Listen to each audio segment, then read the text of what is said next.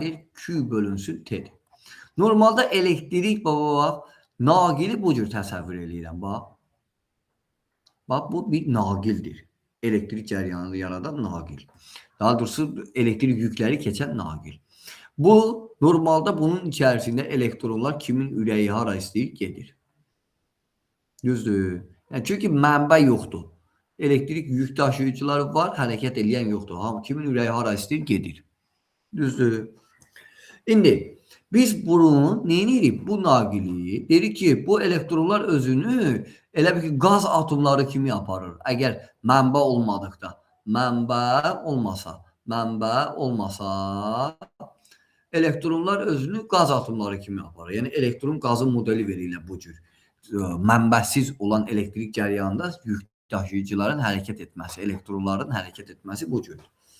Amma biz bunu cəryan mənbəyinə birləşdirsək, bu naqildir də. Bax, bu naqili birləşdiririk cəryan mənbəyinə. Bax, burası müsbət, burası mənfi. Aha, onda bizim işimiz dəyişilər. Proses dəyişilər. Proses dəyişilər necə olar? Burada bir dənə məsələn lampa qoşa bilərəm, ampermetr qoşuram. Həbsim lampa qoşuram. Nəsə də deyirəm ki, yanır da. İndi bu naqilin bir hissəsini təsəvvür edirəm də mən burada. Bu hissə nədir? Necə yükdür? Mənfi yükdür. Bu hissəmdə müsbət yük. Baxın indi uşaqlar, məsələ burasındadır ki, burada bax, mənfi yüklər, yəni elektronlar müsbət yükə doğru hərəkət eləyəcək. Yəni, burada elektrik cəryanı yaradan mənfi yüklərin nizamlı hərəkətidir. Yəni, elektronların naqil daxilində nizamlı hərəkət etməsinə elektrik cəryanı deyilir. Aydındır. Sərbəst yük daşıyıcılar da deyirlər elektronlara. Deyirlər ki, elektronların naqil daxilində nizamlı hərəkət etməsinə elektrik cəryanı deyirlər. Nizamsız hərəkət edirlərsə bu cür cəryan, deməli deyir ki, elektrik cəryanı mövcud olmaz orada. Nizamlı hərəkət eləməlidir bu elektronlar. Bunların hərəkət sürəti bu şəkildə V sürəti ilə hərəkət edir. Və naqil daxilində elektronların hərəkət sürəti çox kiçikdir. Amma elektrik cəryanının təsiri, yəni necə ki, evdə lampoçkanı yandıran kimi işıq yanır. Çox böyükdür. Təsir olaraq elektrik cəryanı 3 voltun 18 metr bölünsün işığın vaxtında yayılma sürətinin yaxın sürətlə yayıla bilir, amma elektronların hərəkət sürəti çox kiçikdir. Və cərəyanın istiqaməti, elektrik cəryanın istiqaməti naqil daxilində həmişə müsbətdən mənfiyə doğru yönəlir. Elektrik cərəyanı xarakterizə edən fiziki kəmiyyət cərəyan şiddətidir. İ hərfi ilə işarə olunur. Skalyardır uşaqlar, vektorial deyil. Sadəcə olaraq cəryanın axdığı istiqamət biz müsbətdən mənfi kimi götürürük. Deyir ki, elektrik cəryanı həmişə müsbətdən mənfiyə doğru axır. Lakin elektronlar isə mənfidən müsbətə doğru axır. Yadda saxlayın. Cərəyanın istiqaməti ilə elektronun istiqamətini qarışdırmayın. Bəs naqil daxilində protonların hərəkət istiqaməti, yəni müsbət yüklərin hərəkət istiqaməti, əslində uşaqlar, götürəndə naqil daxilində müsbət yüklər hərəkət etmir. Əgər sizdən istiqamət soruşularsa, müsbət yüklərin istiqaməti, cəryanın istiqaməti müsbət yüklərin istiqamətidir.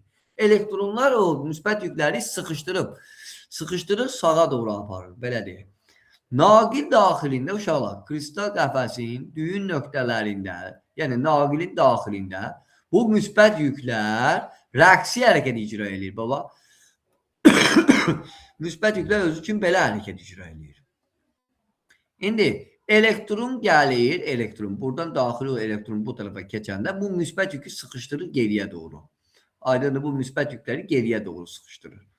Sanki bu müsbət yüklər sağa doğru hərəkət etmiş olur. Başa düşdünüzmü yəqin ki? Diqqətlə qulaq asın, önəmli şeylərdir bunlar hamısı. Yəni deyirik ki, naqil daxilində kristal qəfəsin düyün nöqtələrində müsbət yüklər yerləşir və bu müsbət yüklər rəqsi hərəkət icra edir. Cərəyanı dövrədə artıq cəryan olduqda, yəni bir mənbə yaratdıqda elektronlar bu müsbət yüklərə zərbələr sanki endirir və onları sağa doğru çəkir və dövrədə cərəyan yaranır. Bu elektronların bu müsbət yüklərə endirdiyi zərbələrə deyirik müqavimət. müqavimət anlayışı da burada yaranır. Nəysə, bu da növbəti dərslərdə inşallah deyəcəyik. Onda biz deyirik ki, bir naqilin varsa və bunu cəryan mənbəyinə birləşdirmişəmsə, artıq burada geniş şəkildə bir də göstərirəm. Bu cəryanın istiqaməti müsbət yüklərin istiqamətidirsə, burada göstərirəm aydın şəkildə bir-bir zərrəciklərin hərəkətini göstərirəm. Deməli, elektrik cəryanın istiqaməti sağa doğrudur. İ. Onda müsbət yüklərin istiqaməti, yəni protonların istiqaməti sağa doğrudur. Elektrik sahəsinin intensivliyinin istiqaməti yenə sağa doğrudur. Elektronların istiqaməti isə sola doğrudur. İfsyo. Sənə verilə bilər ki, sualda tutaq ki, proton verib sağa doğru cəryan, sağa doğru hərəkət edir. V sürəti ilə. Elektronun istiqaməti elektron sola doğru olar. Aydındır. Onda I cəryan şiddəti də sağa doğrudur. Y elektrik sahəsinin intensivliyi də sağa doğrudur. Ümidvaram başa düşdünüz. Və elektrik cəryanı bu silirəm artıq. Cəryan şiddətinin düsturunu yazmışdım, indi təzədən yazıram. Yəni, cəryan şiddəti necə yarandı ki? Dedik ki, elektronların naqil daxili hərəkəti nəticəsində yarandı. Onda cəryan şiddətinin düsturu I bərabərdir Q bölünmüş T. Dövrədən buna deyirlər sabit cəryan, naqil daxilində sabit cəryanın axması. Yəni, biz oraya qoymuşduq akkumulyator. Bir qiymətə malik idi. Batareya, akkumulyator, bunlar sabit cəryan sistemidir.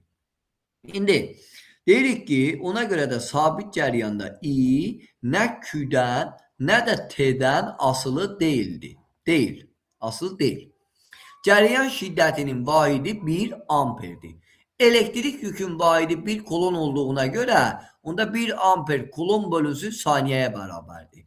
1 kolon vahidi də BSD əsas vahidlərlə ifadəsi də bu şəkillədir. Amper vuraq saniyə. Cəryan şiddəti beynəlxalq vahidlər sistemində əsas vahiddir. Yəni 7 dənə vahiddən biridir. Elektrik, baxın, belə bir şey deyim sizə. Əgər bizə cəryan şiddətinin zamandan asılı qrafiki verilərsə, bu cür verilərsə, indi siz deyirsiniz ki, bəli, bəs asılı deyildi, burada yuxarıda yazmışsınız, qrafik olaraq asılı deyil. Amma sənə qrafiki bu şəkildə verir, qiymətlər verib. Məsəl üçün, bura verib ki 4-dür, bura verib ki 6-dır. Səndən istəyir ki, elektrik yükü nə qədərdir? Deyirəm ki, əgər mənə cəryan şiddətinin zamandan asılı qrafiki verilərsə, bu zaman elektrik yükü zaman oxu ilə, baxın, təkrar edirəm, zaman oxu, bax, sənə verilən cəryan zaman qrafiki budur, bax, qara xətlərdən bir də getdim üstünə. Və zaman oxu isə bu hissədir, baxın, bu hissə. Zaman oxu buradan bura qədərdir. Bu ikisinin bir-biri ilə əmələ gətirdiyi fiqurun sahəsini taparaq biz nəyi tapa bilirik? Fiqurun sahəsini taparaq elektrik yükünü tapa bilirik. Aydındır. Yəni burada elektrik yükü bərabərdir. Düzbucaqlı cücə olduğuna görə 2-də 1 vurulsun 6 vurulsun 4 eləyər. Yəni 12 kulon eləyər. Aydındır.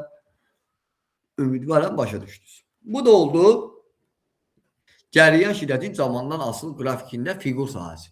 Başqa nə deyə bilərik?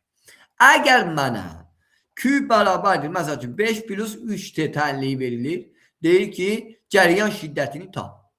Onda deyirəm ki, belə bir qayda var. Ümumiyyətlə yadda saxlayın, fizikada I bərabərdir Q bölünsün T. Zamana nisbət varsa, yəni I bərabərdir onda, sürətdəki fiziki kəmiyyətin törəməsi cəryan şiddətinə bərabər olar. Bu çox düsturlarda ödənilir. Məsəl üçün V bərabərdir, məsələn delta X bölünsün T. X-in T-dən törəməsi sənə verəcək V-ni. Düzdür. Sonra A bərabərdir, delta V bölünsün delta T. A-nın V-nin T-dən asıllıq tənliyində V-nin törəməsi A-nı verir. Və ya deyə bilərəm ki, delta P bərabərdir, F bərabərdir, delta P bölünsün delta T. Delta P bölünsün delta T. F'in T'den asılı grafikində impulsun birinci tərtib törəməsi qüvvəni verir. Yəni biz burada törəməni tapırıq. 5 plus 3T'nin törəməsi, yəni elektrik yükün birinci tərtib törəməsi cəryan şiddətinə bərabərdir. Cavab eləyər burada 3 amper. Əla. İndi gəldik. Cəryan şiddəti haqqında hələ ki qalır. Davam edirik. Dedik ki, naqil daxilində yaranır. Naqil daxilində yüklü zərrəciklər var. Bu yüklü zərrəciklərin konsentrasiyası var. Naqilin ən kəsin sahəsi var. Bu yüklü zərrəciklərin hərəkət sürəti var. Düzdür? Onda I bərabərdir. Q bölünsün T. Əla. Onda bərabərdir. Q-nün yerinə yazıram N-Y. Bundan əvvəlki bölmələrdə keçmişdik. Elektrik yükü N-Y. Naqil daxilində elektronların sayını vurursan, baba 1,6 bu Y elektronun yüküdür. Onun yükünə 1,6 bura qonşusu -19'dur. Bərabərdir. Konsentrasiya dediyimiz anlayış say bölünsün həcmdir. Yəni elektronların sayı bölünsün həcmdir. Onda bərabərdir. Konsentrasiya vurulsun həcm vurulsun elektronun yükü bölünsün T'yə. Bərabərdir. Konsentrasiyanın işim yoxdur. Ən kəsin sahəsi bir də bunun naqilin uzunluğuna L deyirəm. L vurulsun, S vurulsun, Y bölə T. Onda I bərabərdir. Bu naqilin uzunluğun yerinə zərrəcik bərabər sürətlə hərəkət icra edərsə nə qədər yol gedər? VT qədər yol gedər. Bu L-in yerinə VT yazdım. Vurulsun N, vurulsun S, vurulsun Y bölə T'yə. Onda bu T'lər ixtisara gedər. Onda I bərabərdir. Nə qalar? S1. I bərabərdir S1. Cəryan şiddəti bərabərdir S, Y və N. Yəni bir naqilin varsa, bu sabit cəriyandırsa, yaxşı çəkim. Bax, naqillər qısala bilər, uzana bilər. Bu şəkildədir. Ondan sonra ikinci bir naqilə birləşdirmişəm. Bunun artıq diametri fərqlidir. Və deyirik ki, burada naqilin zərrəciklərin hərəkət sürəti V1 olsun. Burada artıq nə olar? V2 olar. Düzdür. Və bundan ardıcı birləşdiyinə görə I bərabərdir konstantdır. Onda sürət bərabərdir I bölünsün S, Y, N. Onda sürətin nisbətləri ən kəsin sahələrin nisbətinə bərabər. Bu həmçinin buruda axan su kimi də fikirləşirik. Eyni həcmə malikdir. V ilə S tərs mütənasibdir. Axın kəsilməzliyi tənliyində əgər tanış gəldi sizə. Eyni ilə dövrədə naqilin axması da elə buruda axan su kimidir. Və S-in yerinə P-R kvadratı, P-R-in kvadratı və ya P-D-nin kvadratı bölünsün 4 kimi desək, onda V1-in V2-yə nisbəti bərabərdir. R2 bölünsün R1-in kvadratı və ya bu da bərabərdir. D2 bölünsün D1-in kvadratı olacaq. Təkrar eləyə bilərik. Deməli, əsas cəryan şiddətinin düsturudur. I bərabərdir Q bölə T vahidi amperdir. 1 amper kulon bölünsün saniyədir. 1 kulon amper vuraq saniyədir. Sonra gəldik. Naqil daxilində cəryan şiddətinin düsturu I bərabərdir 7-dir və sabit cəryanda V ilə S tərs mütənasibdir. Bu da oldu bu bölmədə əsas anlayışlardan biri. İndi keçirik nəyə? Dövrə hissəsi üçün qanununa. Dövrə hissəsi üçün qanunu nədir deyə. Baxaq, bunu artıq silirəm uşaqlar.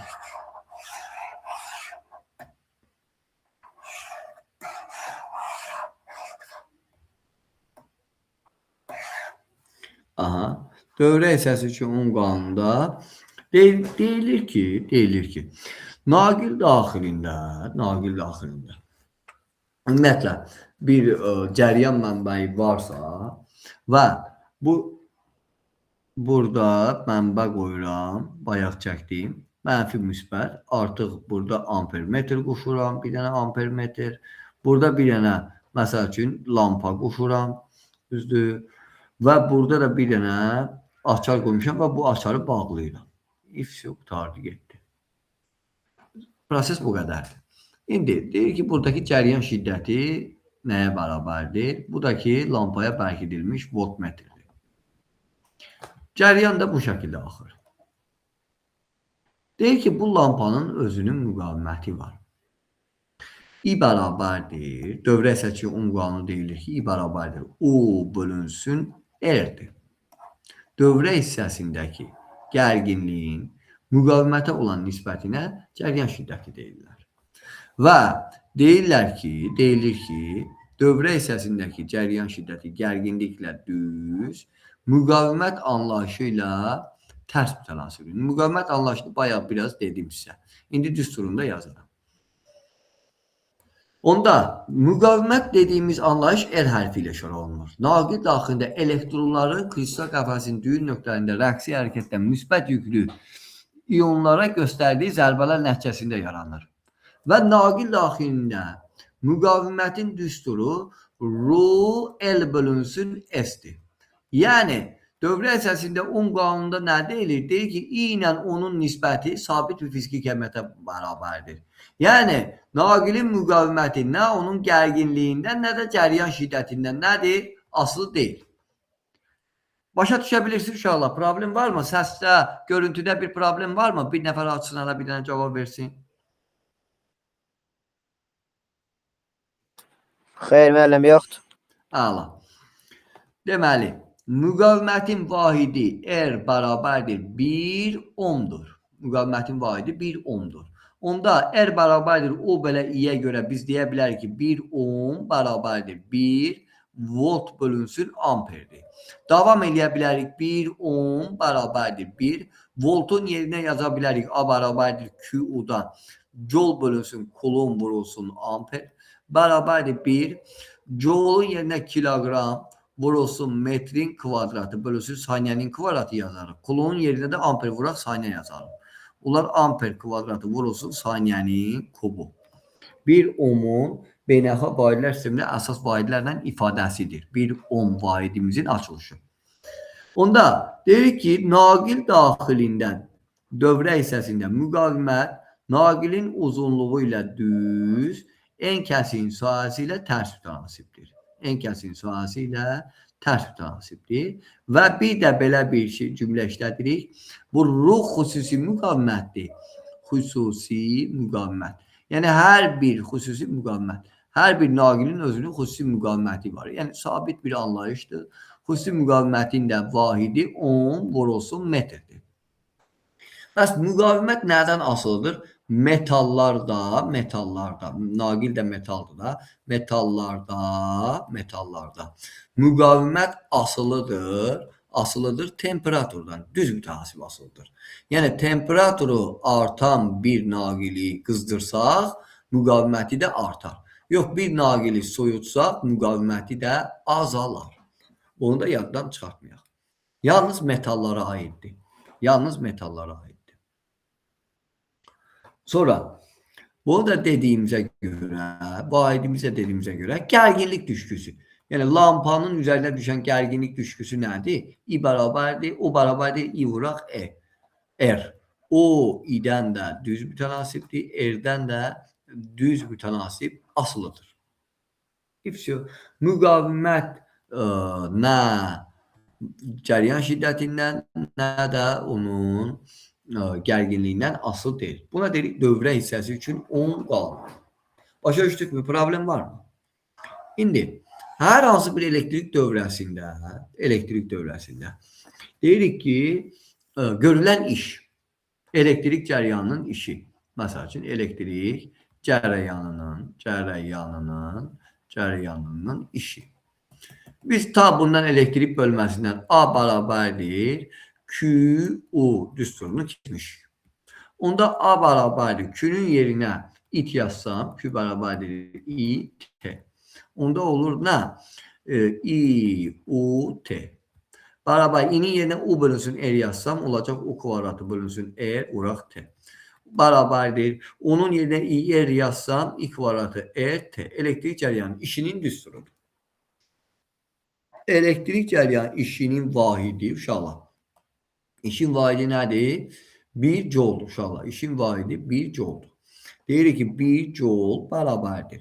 Cəryan şiddətin vahidi amper, gərginliyin vahidi volt, zamanın vahidi saniyə. Birinci düstura göre. İkinci düstura göre yazaram. Gerginin vaydı voltdur. O kvadratı bölünsün 10 vurulsun nədir? Saniyədir. Bərabərdir 1. Amperin kvadratı vurulsun 10 vurulsun nə? Saniyə. 1 joulun beynəlxalq vaidlər sistemində əsas vaidlərlə ifadəsi. İndi elektrik cəryanın gücü dedikdə,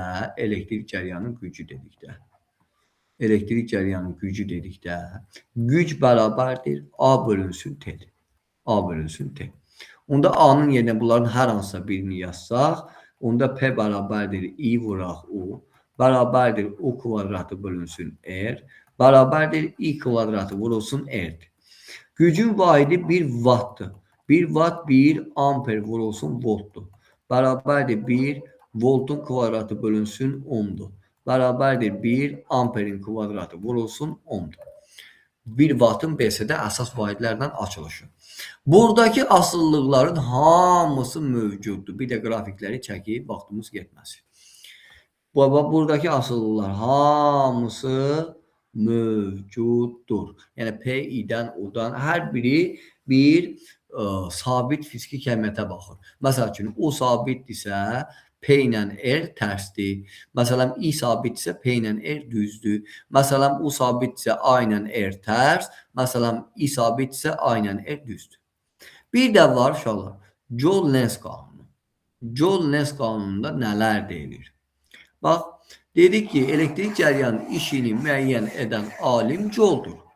Bəs Lenz nə deyib? Yəni, burada əsas xüsusiyyət daşıyan Joule-dur da. Lenz də deyib ki, əgər naqildən elektrik cəryanı keçərsə, bu naqil qızar. Onda Q bərabərdir nədir? A-ya. Ən çox bu düsturu istifadə edirik. I kvadratı R-T. Aydındır. Sonra bu düsturda olur. IOT. Sonra digər düsturlar gəlir. Ən çox birinci istifadə elədiyimiz düsturda onu yazdım.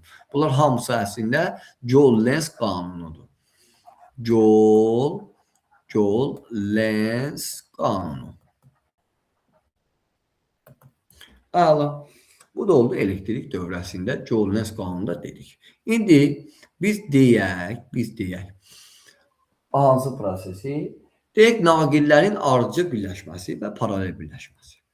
Ardıcı birləşmə, ardıcı. Naqil deyəndə biz onu nə kimi fikirləşirik? Rezistor fikirləşirik. Ardıcı birləşmə, sabit cəryan dövrəsində naqillər ardıcı bu şəkildə birləşir. Hərəsinin müqaviməti var da, bax, R1, R2, R3, bunlar sabit dövrəyə bu cür birləşirlər. Bax, bu olsun müsbət, bu olsun mənfi. Elektrik cəryanı, cəryan şiddəti yəni, bax bu cürdür. Cəryan şiddəti, bax, birincisində I qədər cəryan daxil olubsa, I qədər cəryan keçər. Hamısında eyni cəryan keçər. Onda deyirəm ki, 1. Onda deyirik ki, ardıcı birləşmədə nə sabitdir? Cəryan şiddəti sabitdir uşaqlar. Yəni, I1 bərabərdir, I2 bərabərdir, I3 bərabərdir, I4 bərabərdir, I olsun. Deməli, naqillər ardıcı birləşərsə, bu rezistorlar ardıcı birləşərsə, cəryan şiddəti sabit qalır. Hər bir işlədicinin özünün nəyi var? Gərginliyi olacaq, bax. Görürsünüz, bax, bunun gərginliyi V2. Bunun da gərginliyi V3. Və onda ümumi gərginlik nəyə bərabərdir? Ayrı-ayrı işlədicilərdə olan gərginlikləri cəminə. Bəs üçüncü dediyimiz anlayış müqavimət. O da bərabərdir IR olduğuna görə, IN olduğuna görə ümumi müqavimət necə tapılacaq? Ayrı-ayrı müqavimətləri cəminə. Deməli, naqillər ardıcı birləşərsə müqavimətlər toplanılır, gərginliklər toplanılır, cəryan şiddəti isə sabit qalır. Yox, baxaq, belə bir şey deyim sizə. 2 dənə məsələn, 1, 2 dənə naqil verilib mənə. Bunun müqaviməti 4 ohm, bunun da müqaviməti 40 ohm deyil ha uşaqlar. 4 ohmdur. 4 ohm. Bu da oldu 4 ohm. 4 ohmdur. Düzdür. Onda bunun ümumi müqaviməti neçə eləyər? Deyirəm, ümumi bərabərdir. 4 plus 4 elədi 8. 8 ohm. Düzdür. Bəs yaxşı. Əgər 5 dənə belə versəydi, 5'ini də toplayardım. Amma bunun ən asanlığı var da.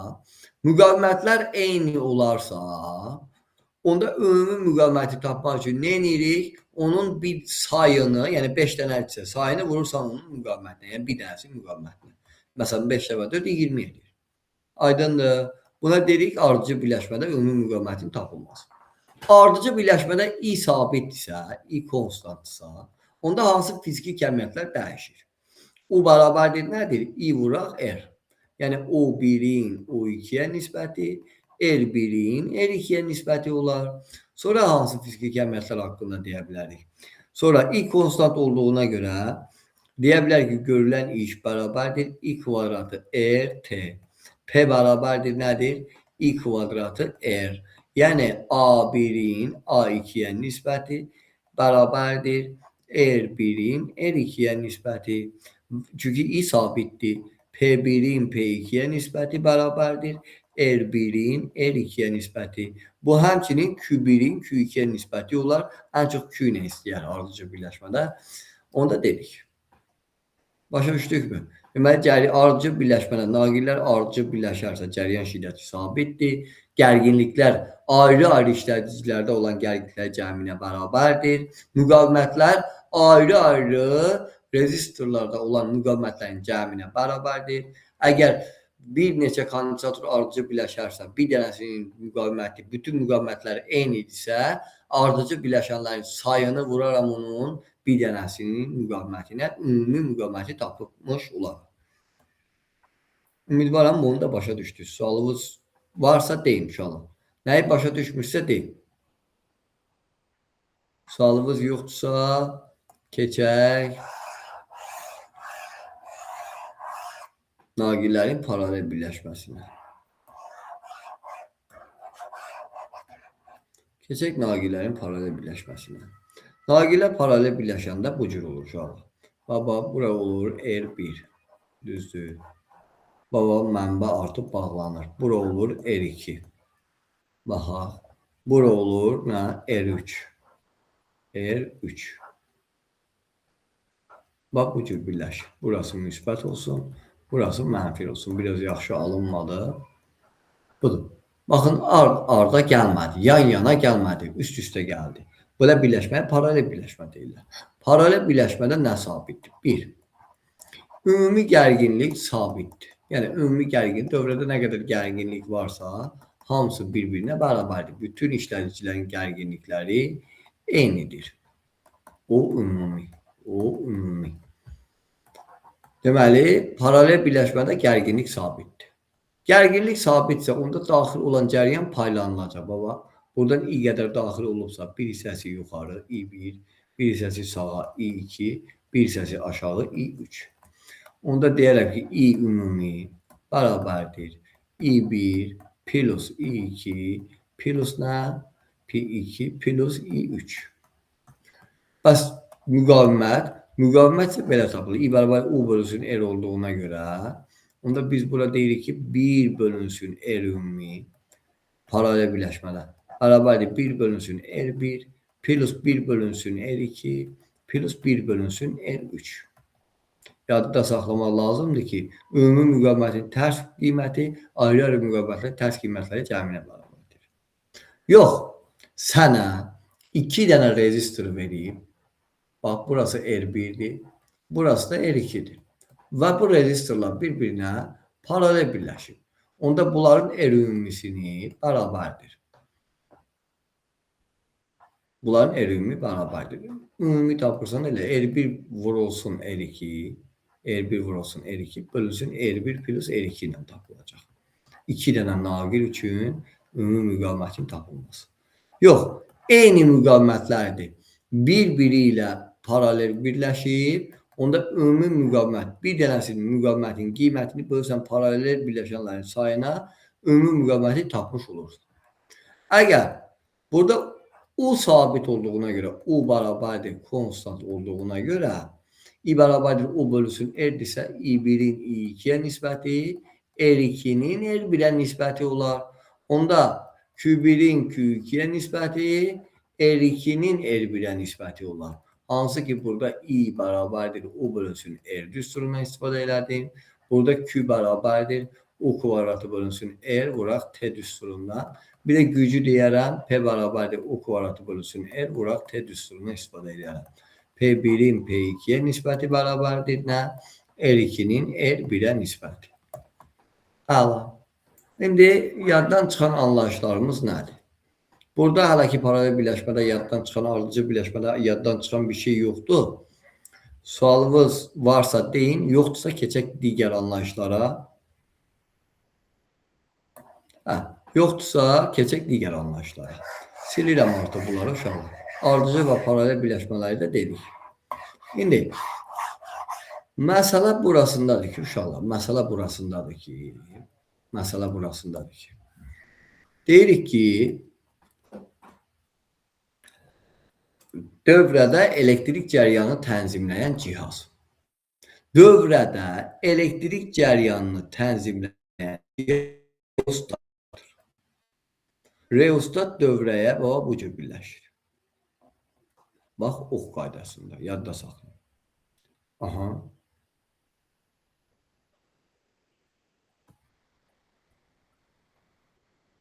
Bir dəqiqə. Həmişə eyni cür birləşmir, ha.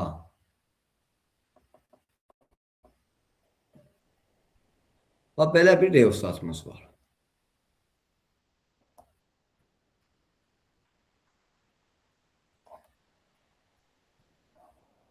Burası olsun R1 müqavimətli reostat, burası olsun R2 müqavimətli reostat.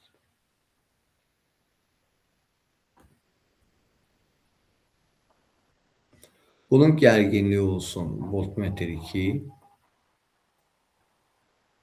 Bunun da gərginliyi olsun voltmetr 1.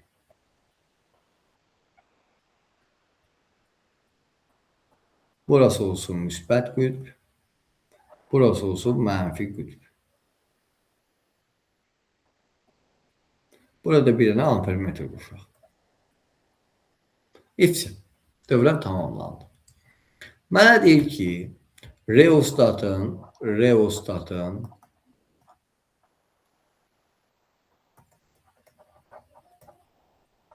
sürgü qolunu sağa sürüşdürsən.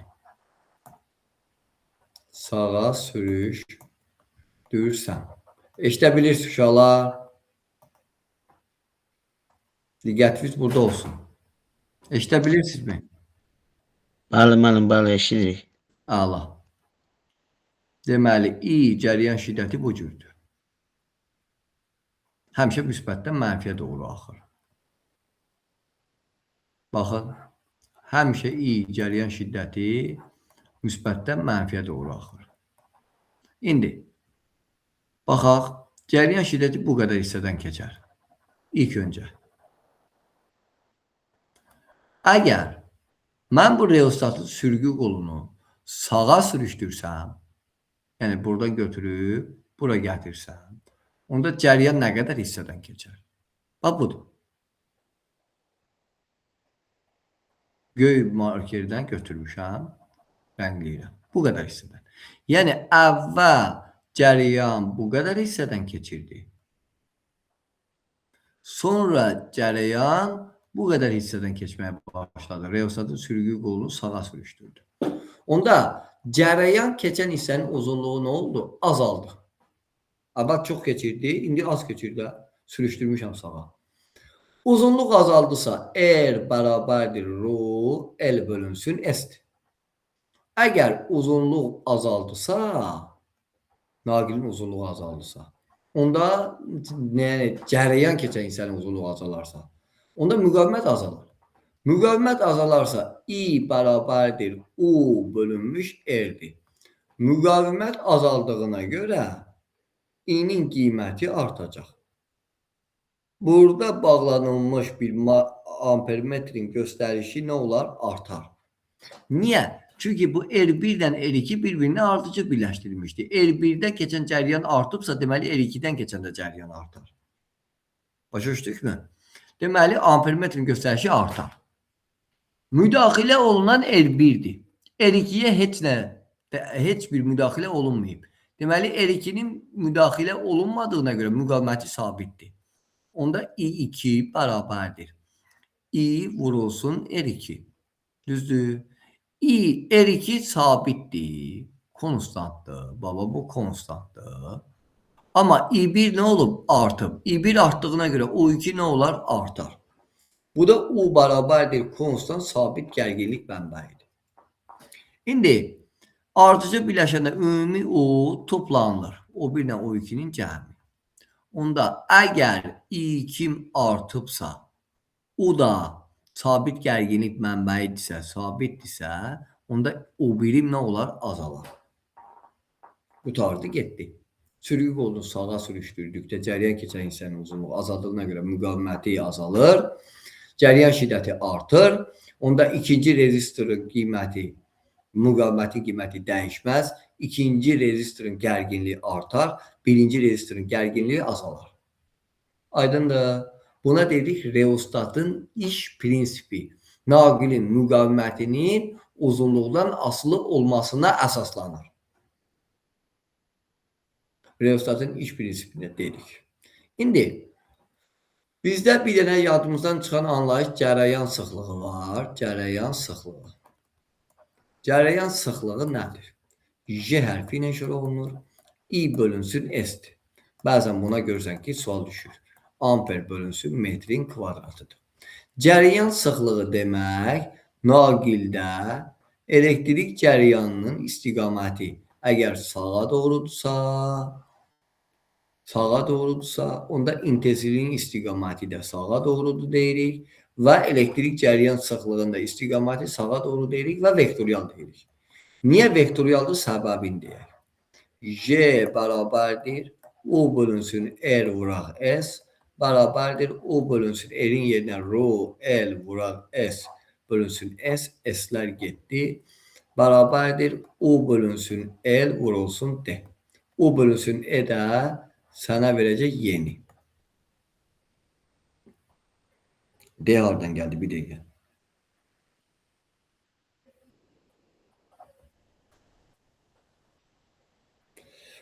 Rho L bölünsün S, U bölünsün rho L.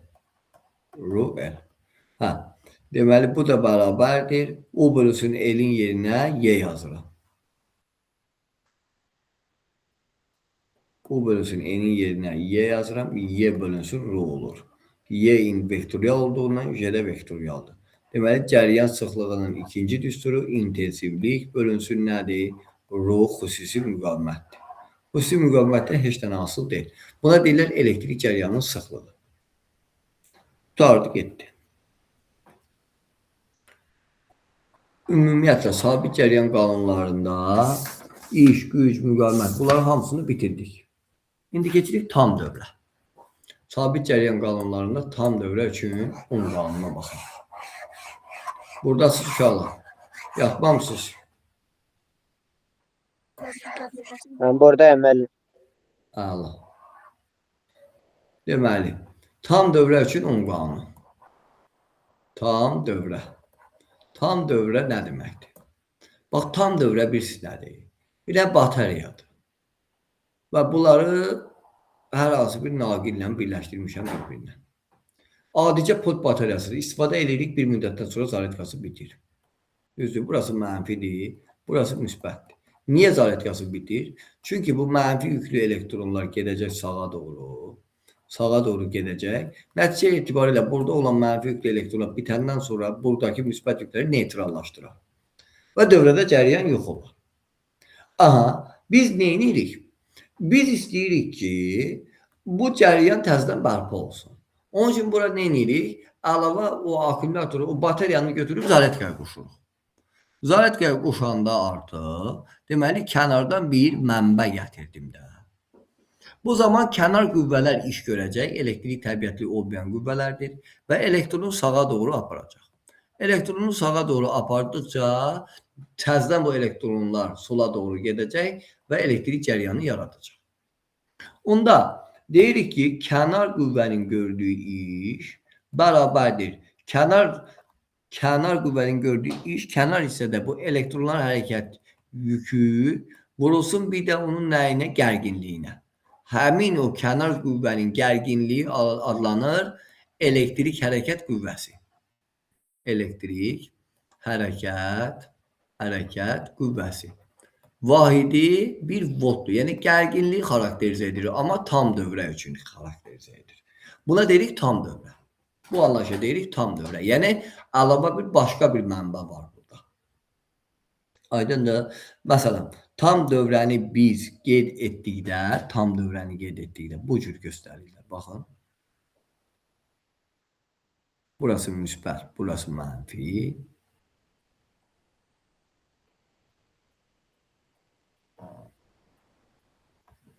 Aha. Burada bir şey işarə qoyurlar. Kiçik r və epsilon. Bu deməkdir ki, bu tam dövrədir. Sabit dövrə deyil. Aha. Burada böyük R-dir. İndi yaxşı, əgər elədirsə, kənar qüvvə bir iş görürsə, kənar qüvvənin gördüyü iş nəyə bərabərdir deyirlər. Kənar qüvvənin gördüyü iş istilik miqdarlarının cəminə bərabərdir. Hansı istilik miqdarı? Bax, bu işlədici qızır. Bu xarici dövrədir və müqaviməti var. Bir də bu daxili dövrə qızır. Bu da ki, mənbə qızır. Mənbəyin müqavimətidir. Onda Q1'in yerinə yazıram i kvadratı RT. Q2'in yanına da yazıram i kvadratı kiçik R vuraq T. Buradakı kənar da Q'ye olduğuna görə Q'nun yerinə də yazıram i vurulsun T. Bunda hamısından T-lə baba. Burada yazanda hamısından T ixtisara gedir. İ'ni tapanda üzr istəyirəm. i kvadrat. Düz. Onda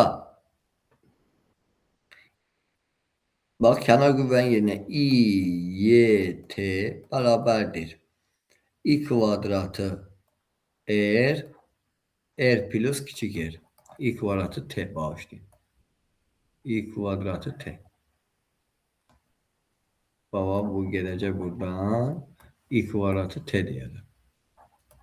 T'lər ixtisara gedər. İlərdən biri ixtisara gedər. Onda tam dövrə üçün ünvanı i bərabərdir. Epsilon bölünsün böyük R plus kiçik R. Buna deyirik ki, tam dövrə üçün qanunu. Cəryan şiddəti bərabərdir. Elektrik hərəkət qüvvəsi bölünsün xarici dövrə plus daxili dövrə.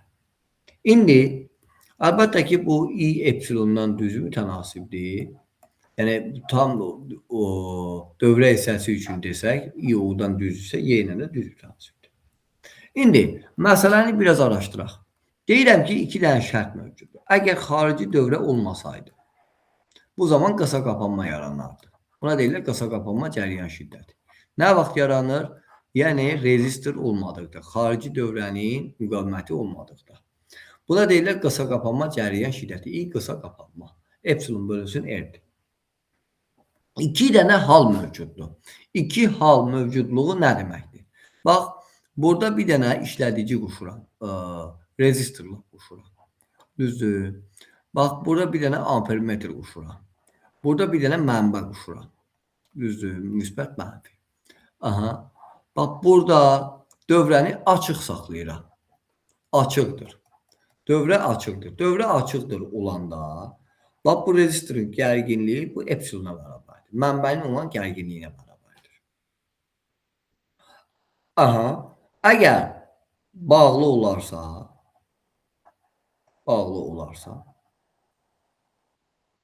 aha. Bəs bu burada da bir dənə voltmetr quşaq uşaqlar. Voltmetr. Bəs bu gərginlik nəyə bərabərdir? O bərabərdir. i-r'dir. İ'nin yerinə epsilon bölünsün böyük R plus kiçik R yazıram. Və olur epsilon vurulsun böyük R bölünsün böyük R plus kiçik R. Bunu biraz sadələşdirsə belə bir düsturda alınır. U bərabərdir epsilon çıxılsın, i vurulsun kiçik R.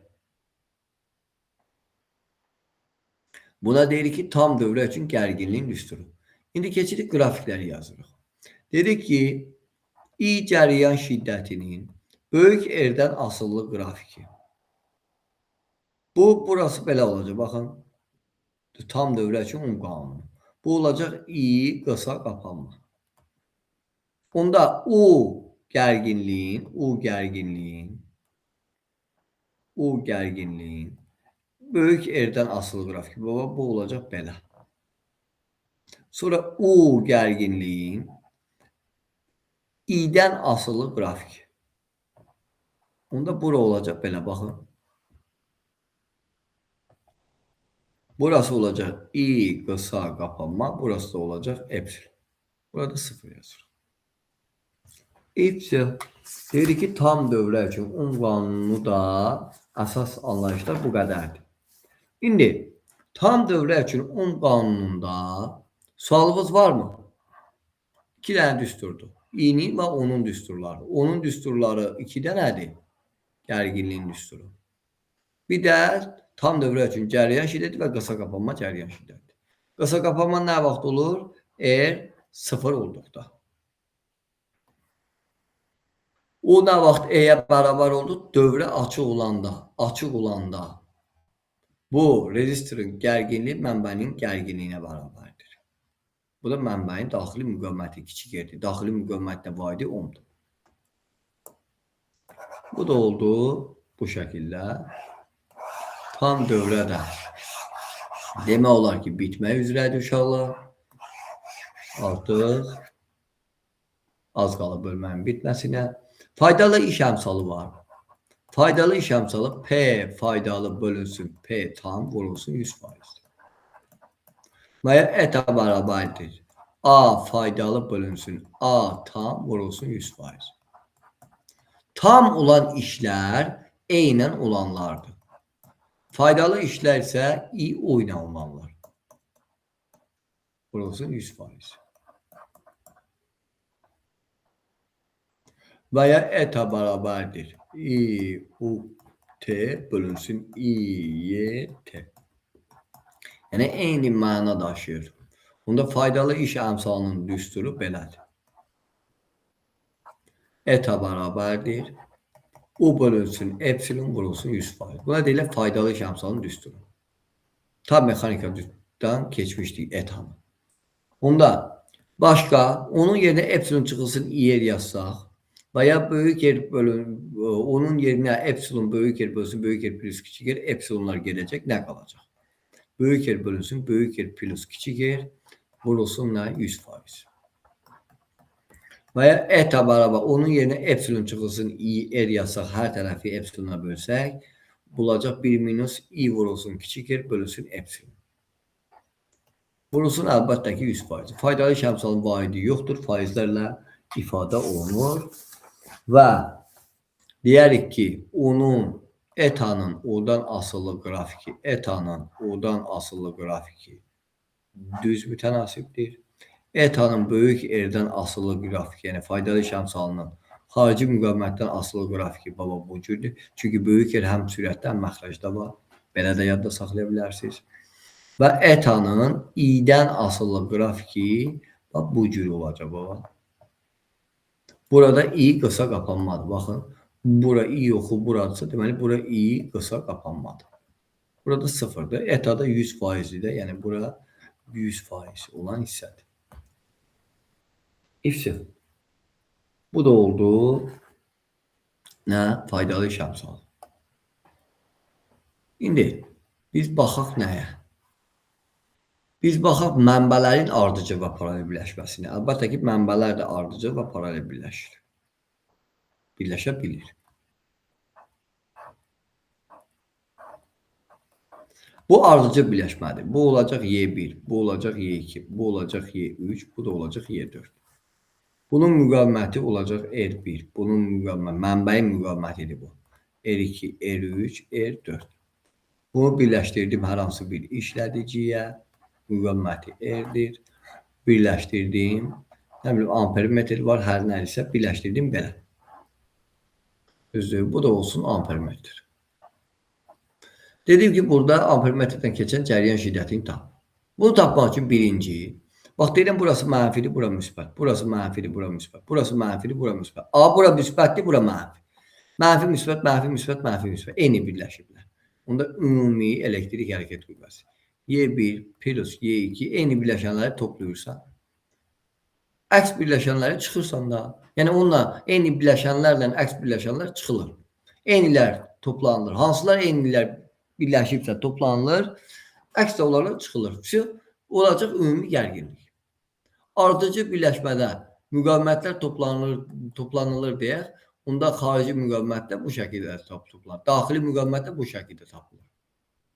Xarici müqavimətdə bir dənədir. Bir dənə isə bir dənə yazılır. Onda i bərabərdir. Y ümumi bölünsün böyük R ümumi plus kiçik R ümumi. İfsi. Buna dedik tam dövrədə cəryan şiddətini düzdür. Qurtardı, getdi. Yəni tapılma qaydası budur. Mənbələrin ardıcıl birləşməsi bu cür olur. İndi keçirik mənbələrin paralel birləşməsinə və paralel birləşməyi də deyəndən sonra artıq uşaqlar bu bölməni yekunlaşdırmış olarıq. Mənbələr bir-birinə paralel birləşəndə bu cürdür. Bax. Ardıcıl bileşende i neye beraberdi i ümumi? I ümumi bərabərdir. Y ümumi bölünsün R ümumi plus kiçik R ümumi. Tam dövrədir axı. Hamısının ümumilərin cəm bu şəkildə. Tam dövrədir axı. Y-nin ümumisini tapırsan, R-in ümumisini tapırsan, böyük R, xarici müqavimətin. Plus daxili müqavimətin də ümumisini tapırsan. Aydındır? Yani sağ ol. İndi paralel birləşəndə, bax görürsünüz, mənbələr eyni birləşir. Çünki paralel birləşəndə gərginliklər sabitdir. Yəni, bunların y'ləri Y1 olsun, Y2 olsun, Y3 olsun. Bunların y'ləri bir-birinə bərabərdir. Eyni y'dir bu. Hamısı eynidir. Amma müqavimətləri fərqlidir. Daxili müqavimətlər, burası R1'dir, burası R2'dir, burası R3'dür. Paralel birləşəndə ümumi müqavimət bu cür tapılır. 1 bölünsün R1 plus 1 bölünsün R2 plus 1 bölünsün R3. Yəni bunun da R ümumisini bunu tapırsan. Sonra xarici müqavimət varsa xarici müqavimətə tapırsan. Onda bunun da ümumi cəryan şiddəti bu cür tapılır. Y ümumi bölünsün R ümumi plus kiçik R ümumi. Bu da oldu tam dövrə üçün cəryan şiddəti düstur. Tarif getdi. Mənbələr paralel birləşəndə də bu cür tapacaq. İndi biz baxaq bir dənə sınağa. Hala bir yarım saat baxa bilərik. Yəqin ki yatmamışsınız. Bir dənə sınavdır, açıram. Baxın, hansını istəsəz baxa bilərik. Sual varmı mövzu ilə, mövzu izahı ilə bağlı sualı olan varmı?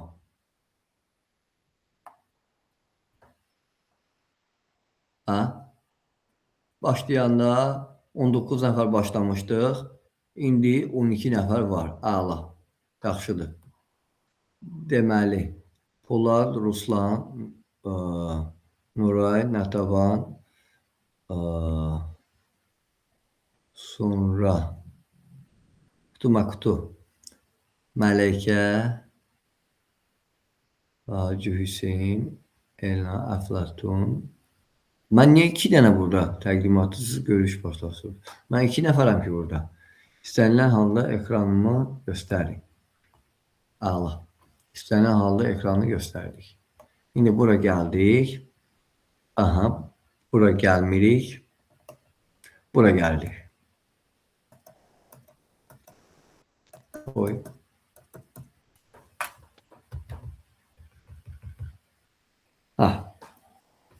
Bu açılmayacaq. Deməli, uşaqlar, baxın. Deməli, birinci qrup 2025 fizika təkrarı sınaq. Bu nə qəşəng.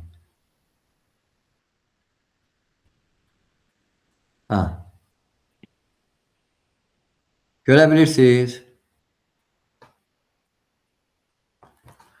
Burada yaxşı suallar var. Baxaq indi bir 10 dənəsinə, 11 dənəsinə. Sualı görə bilirsiniz uşaqlar. Yaxınlaşdırın biraz da. Yaxşıdır mənim. Əla. Yüklənmiş R radiuslu metal kürənin yaratdığı sahənin potensialı kürənin mərkəzindən olan məsafədən asılı qrafiki hansıdır?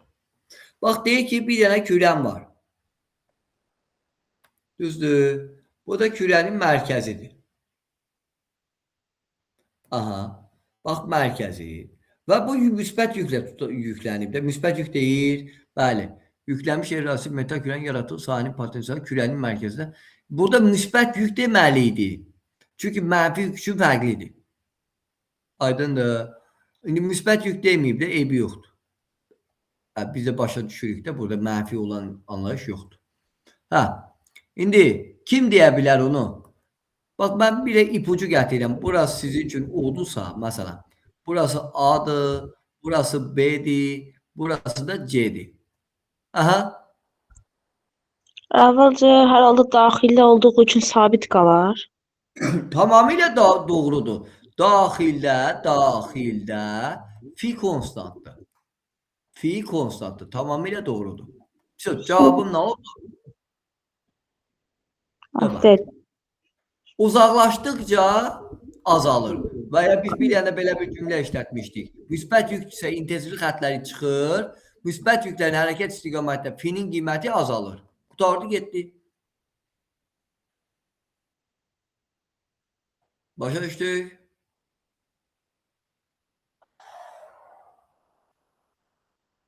Keçək indi ikinci suala.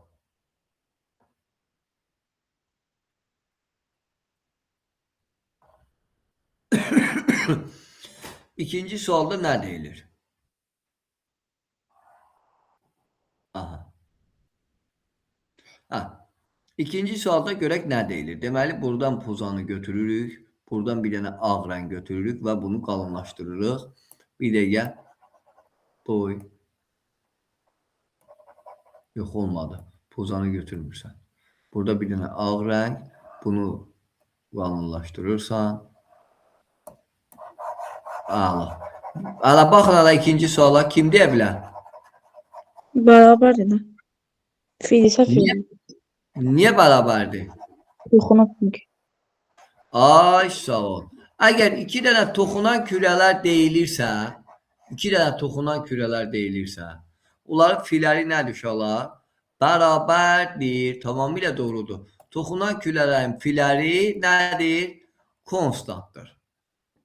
Efsio. Cavab fi1 fil isə, fi1'in fil isə, fi2'mdə nə olar? Yenə fi olar. Allah. Üçüncü sualı kim deyə bilər? Deməli, burada müsbət yükdürsə, yox, müsbət Q yüküdür. O mənfi Q-dəki gərək öz tərəfinə onu cəzb edir. Amma AB ona əksi tərəfinə gedir. Bərabər yavaşlayandır. Deməli, AB hissəsinə baxırıq. Aha.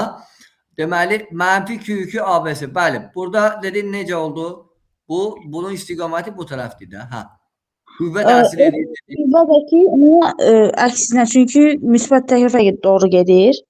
Bəli, müsbət bu mənfini özünə doğru çəkər. Onda oldu bərabər yavaşlayan. Ala. Bərabər yavaşlayandırsa V azalır, YK da azalır, iş də azalır, potensial enerji artır. Bəli, WP artır. Razı. BS-yə gəldik. BS hissəsində iş görmür. Niyə? Çünki eyni ekvipotensial səthdədir. Bəli, yəni fi B, fi C-yə bərabər olduğundan A0 olur. Ona görə də Y potensialı konstantdır. Y kinetik də, W potensial da konstantdır, amma delta Y K sıfırdır.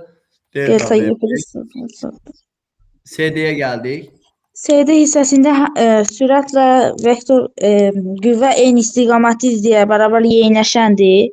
Sürəti Niyə eyni istiqamətlidir? Niyə eyni istiqamətlidir?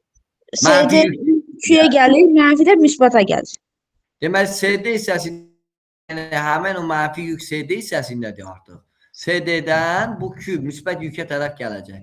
Qüvvə də onu özünə doğru çəkəcək. Çünki müsbət mənfini çəkir. Qüvvə və sürət eyni istiqamətli olduğuna görə tamamilə doğrudur.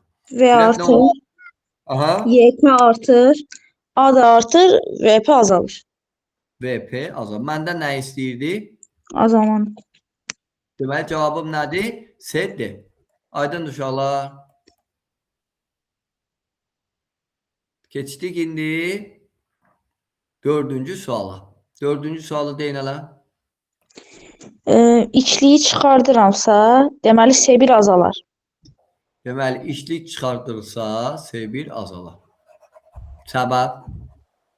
Çünki y epsilon vurulsun y epsilon vurulsun s bölü d'yə bərabərdir. S. Ay sağ ol. Elektrik tutumun düsturu böyük S bərabərdir. Epsilon 0 S bölünsün dedi. Tamamilə doğrudur.